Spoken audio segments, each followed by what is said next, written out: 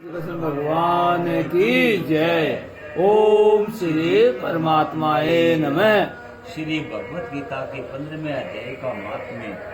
श्री महादेव जी कहते हैं, पार्वती अब गीता के 15वें अध्याय का महात्म्य सुनो। गौड़ देश में करपान नरसिंह नामक एक राजा थे, जिनकी तलवार की धार से युद्ध में देवता भी परास्त हो जाते थे। उनका बुद्धिमान सेनापति शस्त्र और शास्त्र की कलाओं का भंडार था। उसका नाम था सर्व मेरुन। उसकी भुजाओं में प्रचंड बल था।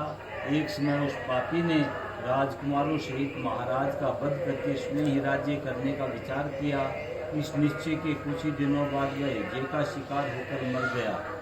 थोड़े समय में वह पाप आत्मा अपने पूर्व कर्मों के कारण सिंधु देश में तेजस्वी घोड़ा हुआ। उसका पेट सटा हुआ था। घोड़े के लक्षणों का ठीक ठीक ज्ञान रखने वाले किसी वेश्य के पुत्र ने बहुत सा मूल्य देकर उस अश्व को खरीद लिया और वेतन के साथ उसे राजधानी तक वह ले गया। वैश्य कुमार वह अश्व राजा को देने लाया था। यद्यपि राजा उस वैश्य कुमार से परिचित थे, तथापि द्वारपाल ने जाकर उसके आगमन की सूचना दी।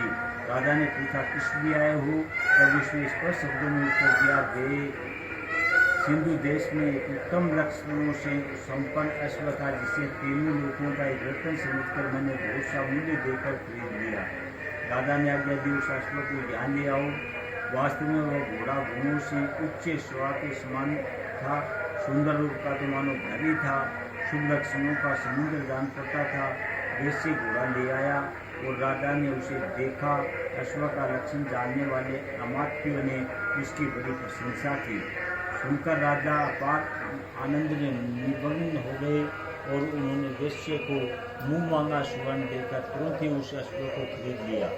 कुछ दिनों बाद एक समय राजा शिकार खेलने के लिए उत्सुक हो उसी घोड़े पर चढ़कर वन में गए। वहाँ मर्दों के पीछे इन्होंने अपना घोड़ा बढ़ाया।